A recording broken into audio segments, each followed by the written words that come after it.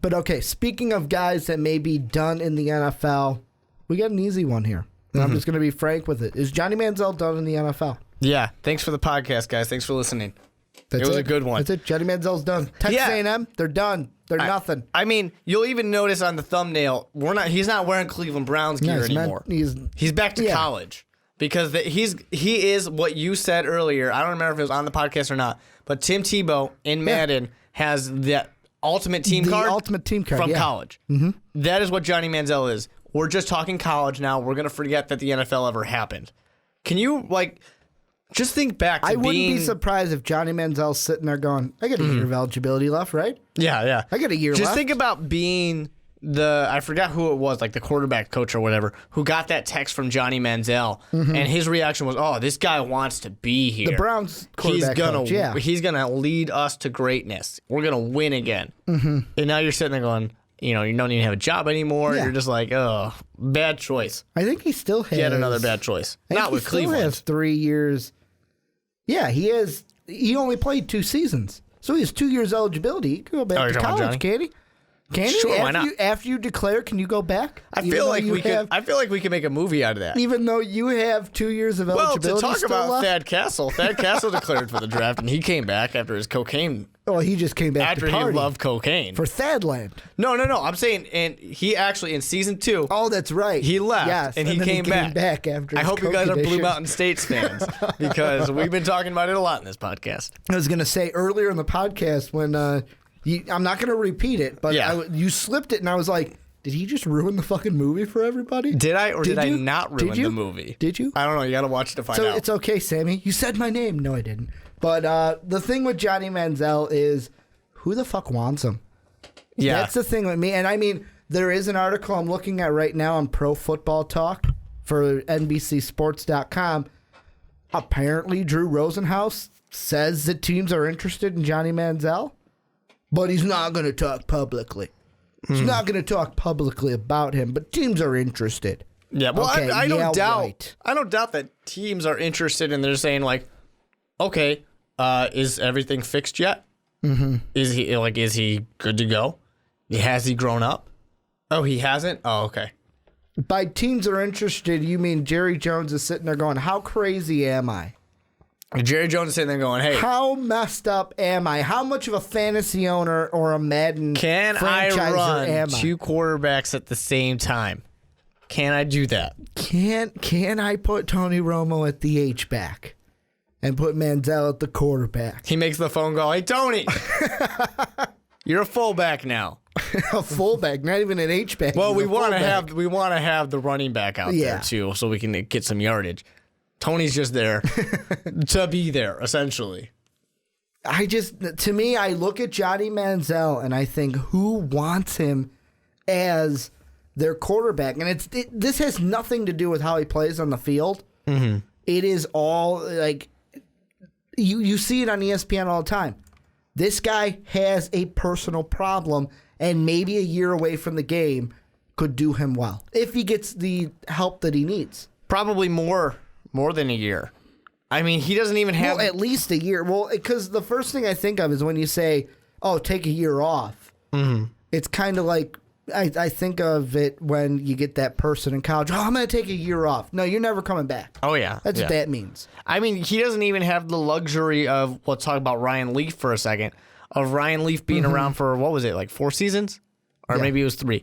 So you don't even have that luxury. I'll fact check you. Because Johnny Manziel basically came in, was there for a couple of years, and now he's done.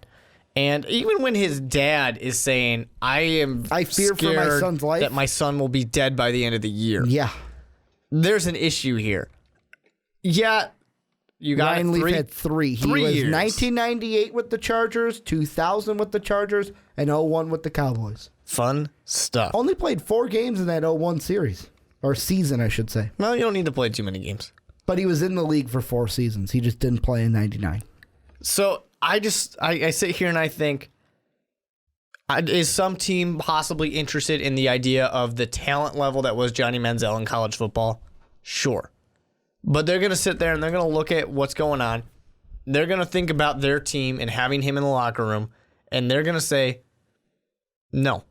There's not a single team out there that wants that. Yes, they're interested in the talent, but they don't want everything that has to come with it. There's only two ways that Johnny Manziel plays football next season. A, he signs with the Dallas Cowboys. B, the Oakland Raiders somehow find a way to move to Las Vegas for this season, and he plays for them.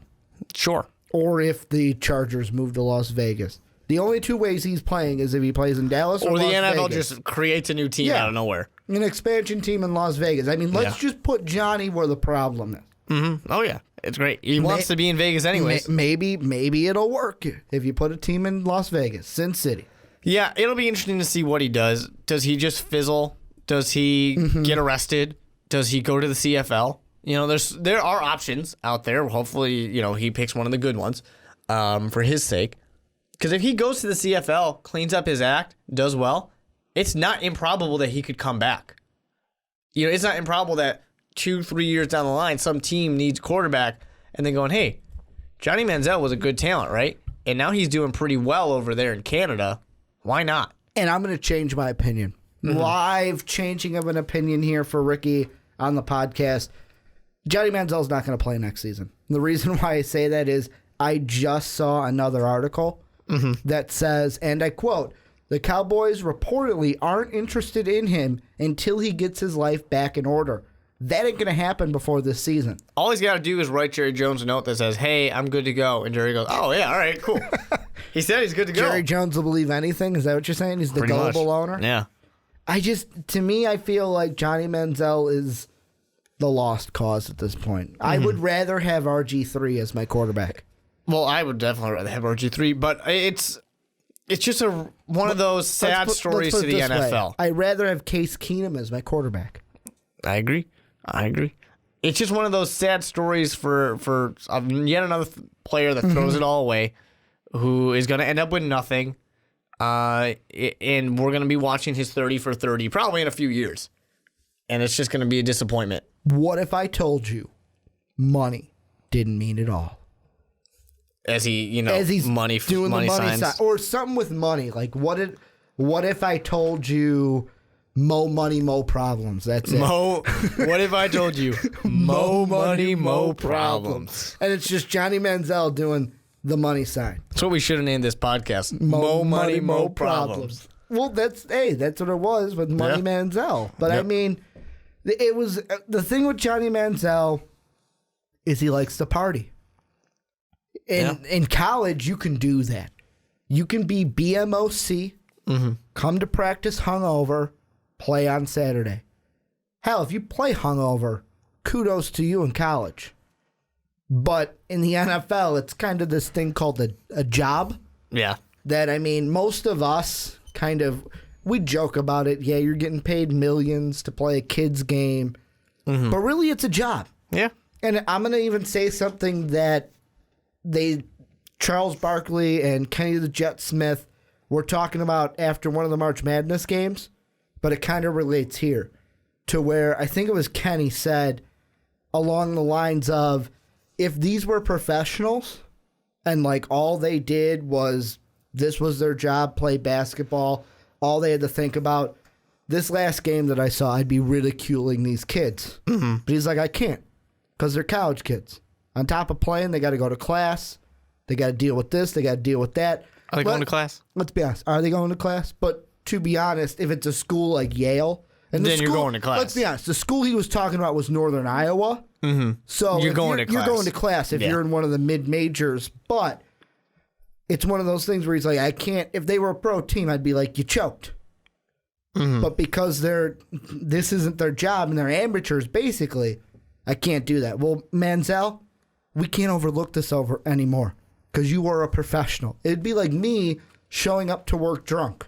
Yeah, you'd be fired. I don't think my employers would like that too much. You'd be fired on the spot. I'd be fired on the spot. Not even if I was like acting fine. I feel like they would just need to smell it and boom. Hey, Ricky, if you had anything to drink, blah blah blah. Okay, you're fired. And these aren't the old day. I mean, talking about 30 for 30. These are the old day where Jim McMahon can crack open that beer and drink at the press conference. That's done. I mean, you can be Peyton Manning and say, I'm going to enjoy some Bud Light, but you can't have all these videos, being drunk when you have this issue. I'll even relate it to something else that I know me and you liked as kids. I know I did. I can't remember if you said you talking about Stone Cold? I'm talking about Stone Cold and wrestling. Cold. Where it was actually earlier this week, it was Stone Cold Day. Or last week, because it was 3/16. But, yeah, like, even in wrestling, when Stone Cold came out, shotgun the beers. Live on television.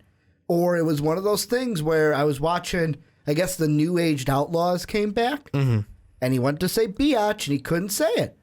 And I was like, wow, back in the day, they said that no problem. But to be honest, those beers were probably non-alcoholic. I would like to believe they were alcoholic because it was Stone Cold. You would like to believe that because you were a young child and you don't want your childhood ruined. Because Stone Cold said so, Mark. But let's be honest here. What?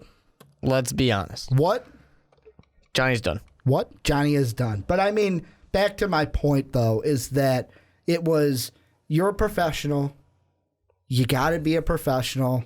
You weren't a professional. Now you got to get your life in order to play the game you love. I'm going to go ahead and say he is not playing in 2016. Do you agree? Oh, I don't think he's ever going to play again. Not in the NFL.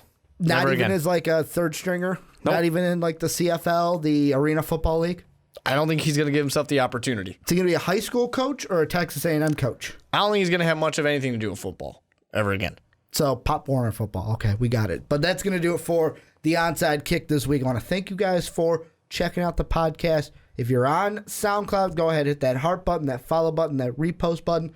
Leave a comment with anything that you thought about this podcast. If you're on YouTube, do the same thing, except it's heart or it's thumb up like button and subscribe. We're trying to get to 1,000 subscribers. We're almost to 900, which is pretty cool. We just got over the 860 mark, trying to get that to that elusive 1,000 mark. You can follow me on Twitter at Ricky Widmer.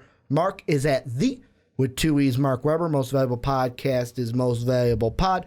Go ahead and check out mostvaluablepodcast.com, your one-stop shop for everything Most Valuable Podcast. Thank you guys again for checking out the Onside Kick this week, and as always, have a good day, everybody. Thank you for listening to this MVP podcast. Follow us on Twitter at Most Valuable Pod for more great podcasts.